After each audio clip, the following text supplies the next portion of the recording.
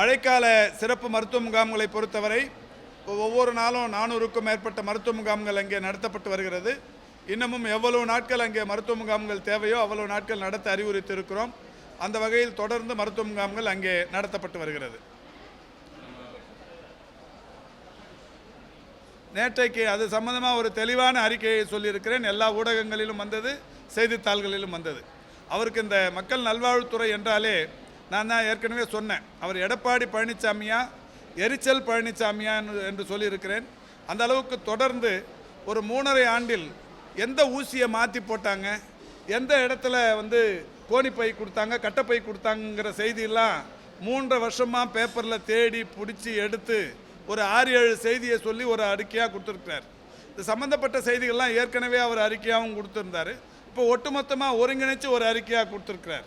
அதுக்கு நான் பதிலும் சொல்லியிருக்கிறேன்.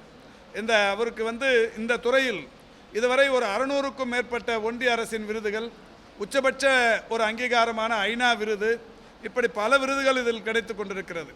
இந்த துறையின் சார்பில் பல்வேறு திட்டங்கள், மக்களை தேடி மருத்துவம், இன்னுயிர் காப்போம் நம்மை காக்கும் 48, கலைஞரின் வருமுன் காப்போம், பாதம் பாதுகாப்போம், இதயம் பாதுகாப்போம், சிறுநீரக பாதுகாப்பு திட்டம், மக்களை தேடி மருத்துவ ஆய்வக திட்டம், தொழிலாளர்களை தேடி மருத்துவ திட்டம், நடப்போம் நலம் பெறுவோம் என்கின்ற திட்டம், செயற்கை கருத்தறுத்தல் மையங்கள் திட்டம். இந்த திட்டங்கள் எல்லாம் இந்தியாவில் மட்டுமல்ல உலக நாடுகளில் வேறு எங்கும் எந்த அரசும் செய்யாத திட்டங்கள்.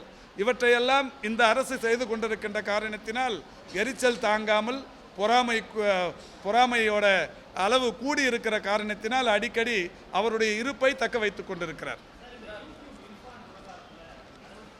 இல்லை, இதுதான் எடுத்த நடவடிக்கைகளை சொல்லணும்.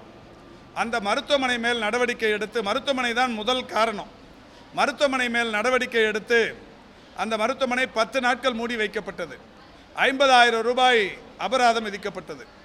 குறிப்பிட்ட அந்த மருத்துவர், எந்த மருத்துவர் அதை அனுமதித்தாரோ அந்த மருத்துவர் மீது நடவடிக்கை எடுக்க சொல்லி துறையின் சார்பில் மெடிக்கல் கவுன்சிலுக்கு புகார் தரப்பட்டு மெடிக்கல் கவுன்சில் தொடர்ந்து விசாரித்து கொண்டிருக்கிறது.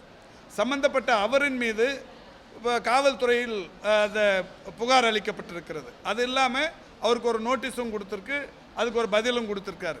இவ்வளோ நடவடிக்கைகள் எடுக்கப்பட்டு வருது ஒரு விஷயத்துக்கு. ஆனால் நடவடிக்கை எடுக்கலன்னு ஒரு எதிர்க்கட்சி தலைவர் சொல்லுவது எதையும் தெரிந்து கொள்ளாமல், எந்த செய்தியையும் படித்து புரிந்து கொள்ளாமல், தினசரிகளையோ ஊடகங்களையோ தொடர்ந்து பார்க்கும் பழக்கம் இல்லாத ஒருவர் எதிர்க்கட்சி தலைவராக இருக்கிறார் என்பதற்கு இது ஒன்றே உதாரணம். பாதகம் செய்பவரை கண்டால் நாம் பயங்கொள்ளலாகாது பாப்பா, மோதி மிதித்து விடு பாப்பா, அவர் முகத்தில் உமிழ்ந்து விடு பாப்பா. அண்மை செய்திகளை உடனுக்குடன் தெரிந்து கொள்ள இணைந்திருங்கள் இயம்நாடு தொலைக்காட்சியுடன்.